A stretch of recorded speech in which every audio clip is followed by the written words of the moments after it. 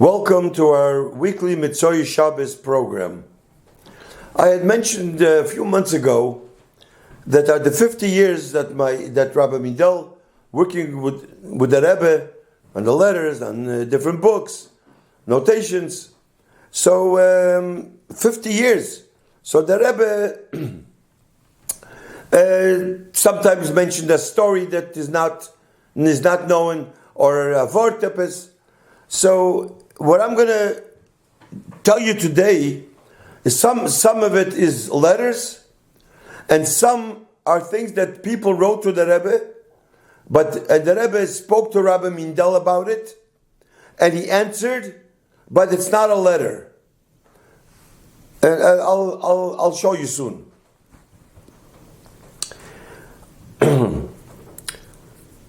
Now, this question that this person has,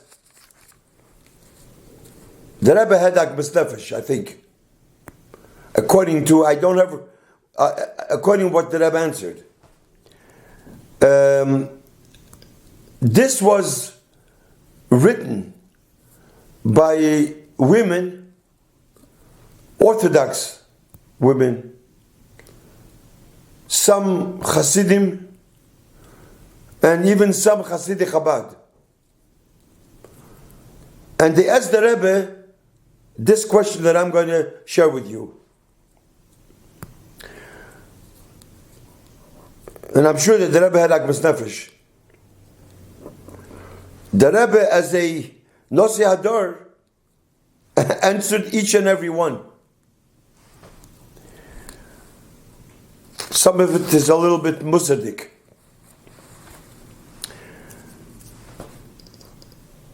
Many women throughout the years, and I have the letters, English, some of them are in Russian, asked the Rebbe,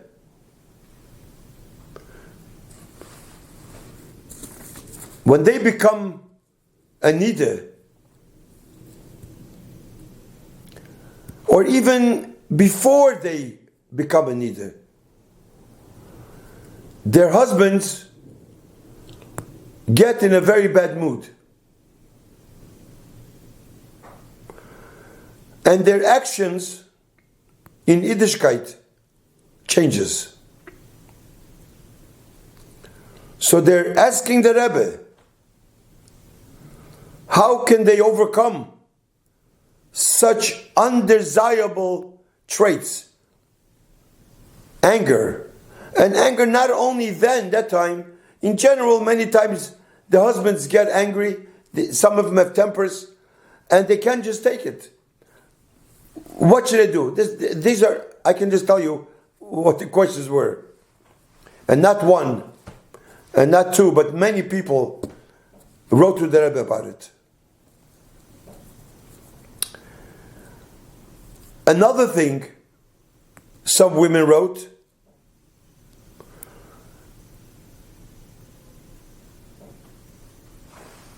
what is the idea of Orthodox women, even Hasidische?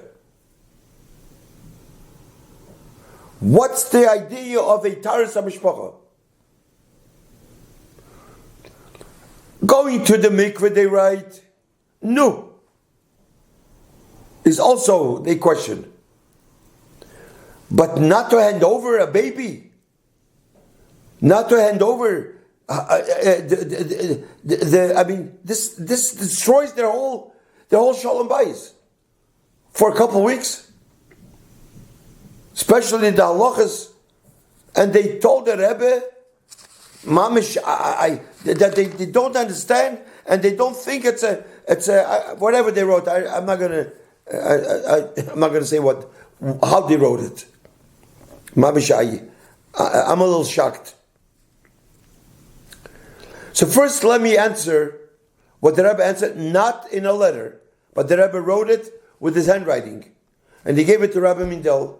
Sometimes Rabbi Mindel discussed this with the people if he has the Rebbe permission, if he could, and sometimes the Rebbe said, yeah. So it's private. So I'm just going to give you at least one answer that Rabbi answered to a few people here, asking the whole union of Taras HaMishpacha. They don't get it. And frum women. The Rebbe says like this, Eine moving klal. It's not understood at all. He underlined klal. Banigeya libri saver cotton. A shein, when it comes to a small limb in a body, or the tooth, shoyal is das reife. They ask a doctor. If there's something wrong with the tooth, they go to a dentist. They don't go to a lawyer. If something is wrong with the body, they go to a regular MD. Why? Because since they learned many years, and so they know about it, so a dentist, a tooth, you go to a dentist. Shalom du al dvar taras ha-mishpocha. Eimrim shezen negeya ve'ike b'sholem bayis b'briyas dechol ha'guf shalo v'shal balo sheyichya v'chulu. When all the people that learned about taras ha-mishpocha, they say that taras ha-mishpocha is negeya, essential, in harmony in the home, the health of her body, and the health of the body of the husband, and the health of the body of her children. Oimeres, she says, she'eino kain. It's not so. Av sheyodas, shelalom the klal, even though she knows that she didn't learn at all, and he underlined klal. Oides about the reason of taras ha-mishpocha. Aval yodua gamkein. She knows, it's known, the titzoes, the outcome, with the time. Af shem is bashtes, they're embarrassed, lahoides, to admit, al hatzoris, on the tzoris, the pain, shegormu, la'atzmot, that they brought upon themselves. Oisha sichlon kvar, or the seichel, their mind, this balbal, is so confused. Ad kedei kach, to such an extent, shemakiros hanasit, they don't even recognize what's done with them and the reason, loyalenu. And the person doesn't realize how harmful she's doing to herself, heaven forbid, how harmful she's doing to her husband, heaven forbid, and to her children, heaven forbid. Now, according to this answer, I can see Dr. Mustafish that the Rebbe had bichlal, but I mean, if this would be people that are not frum, no, they have this question. But people that should not have such a question, it's very shocking. So I would suggest, I'm not a Rav, I'm not a speaker. I just want to, after reading this, I would suggest that the couples that get married, they should have lessons, even after marriage, every single month, classes, the importance of taras ha-mishpacha. Al pi nigle, al pi chassidus, very, very important. And taras ha-mishpacha does not mean only mikveh, even handing over anything. I think this is what should be. It's my own opinion. Now the Rebbe writes, in order, this is a letter, in order that the intimate mutual life should be wholesome to the utmost, it is necessary to observe strictly the laws, regulations of taras ha-mishpacha. No contact, no handing over. For although these laws require separation for a certain period of time, this distance has the effect of bringing them closer together in the period that follows, the Rebbe says. While closeness during the time that requires separateness results in separateness when there should be closeness. Thus, in the majority of cases, true harmony and peace in married life are directly related to the observance of laws of regulations of taras ha-mishpacha. Period. So I think, listening to the Rebbe, how important a woman should take this seriously. Because I know that there's psychologists that people go to, and if they would just follow what the Rebbe says, that's all they need. Then the Rebbe writes to another couple that you might question how to achieve more easy adjustment in the family life of husband and wife. So it should be remembered, first of all, that it happens very often that such an adjustment is required, inasmuch as here are involved two people coming from two different families. It should also be remembered that there is no human perfection, and that one person must make allowances for the other, just as much as one expects the other to make allowances, to make similar allowances. I mean, two people get married, she comes from one world, he comes from another world, and now the Torah says they have to live together till 120. This is the hardest thing in the world. But if you do it al pi Torah, there's no problem. I once heard this is a very interesting zach. I don't remember from who. Why does the chassan give the kala under the chuppah a plain ring, not a diamond ring, that it's worth $20,000? So he says, Bekitzer, if a diamond ring falls on the floor and it breaks, you can fix it. But a real professional can tell where it was broken, the spot. But you can fix it. When a play ring falls on the floor and breaks, you fix it. Even a professional can't even tell. The chassid says to the kala, now we're in the highest level of ahava, of love.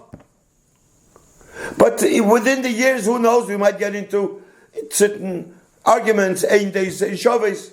So we should always think at the night of the chuppah that the ring I gave you, that it should become like exactly as, like we should be bishalom, like it never happened. This is one thing that I want to say.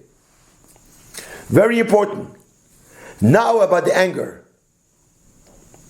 This is also the Rebbe answers. Very important. About the husband writes. About the anger, the Rebbe writes. And this is important for all men and women. Constantly have in mind, remember, to learn Tanya Perik Mem Aleph. The husband and wife should, from time to time, a few times a year, learn Perik Mem Aleph in Tanya. The Rebbe answered a few people this. And always be aware of first paragraph of first section of the Shulchan Aruch. Shevisi Hashem lenekisomit. So Perik Mem Aleph is very important. That one is always, every minute, in the presence of God. So how can a person display any kind of temper, the Rebbe says? That will, if the Rebbe says, that will help. Always hold and learn Tanya. The Rebbe writes, Lizbainen, it says, the Gdula say Sof Baruch Hu umalchusei, v'hine Hashem nitzav olav, umalei kalaris kveidei, umabit olav, uboichen kloyis v'alev. One should contemplate deeply on the greatness of the blessed Ein Sof and his majesty, and behold, God stands over him, and the world is filled with his glory, and he looks upon his yuchas and his heart. And then he explains in Tanya. So the Rebbe feels that Mem Aleph, this is the answer. I can only tell you what the Rebbe answered about anger.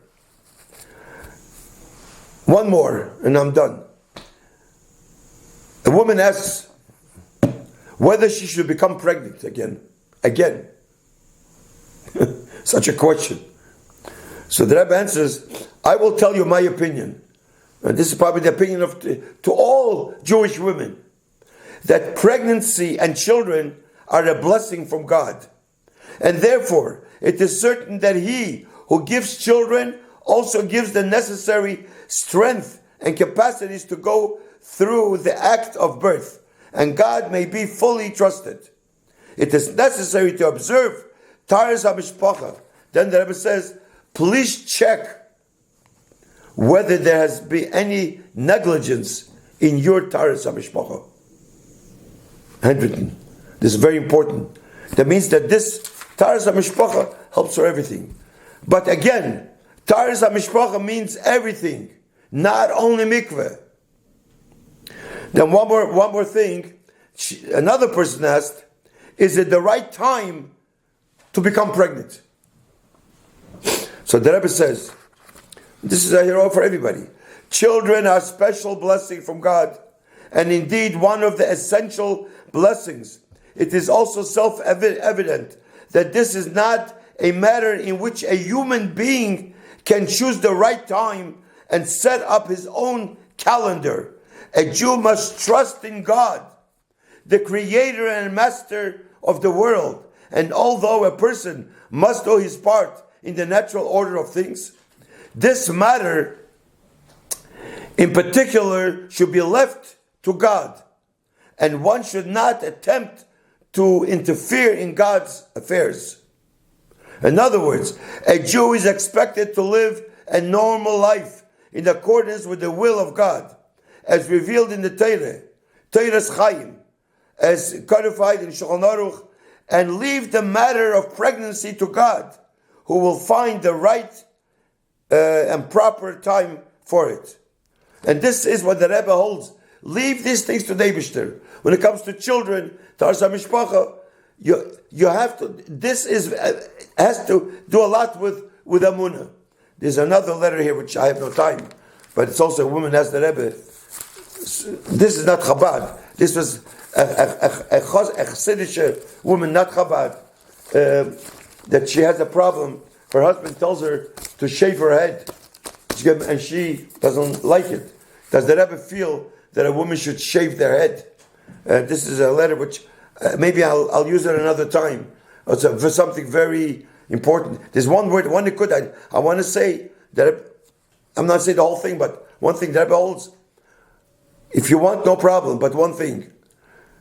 Hair, when a person shaves the hair, at least leave a draw a little bit, because shaving the hair by a woman takes away the womanhood from a person. And that has to be careful. The Rebbe didn't say no, but this is, and then the Rebbe goes into it, but we have no time. Mitzvah, next week we'll continue our weekly program. Thank you.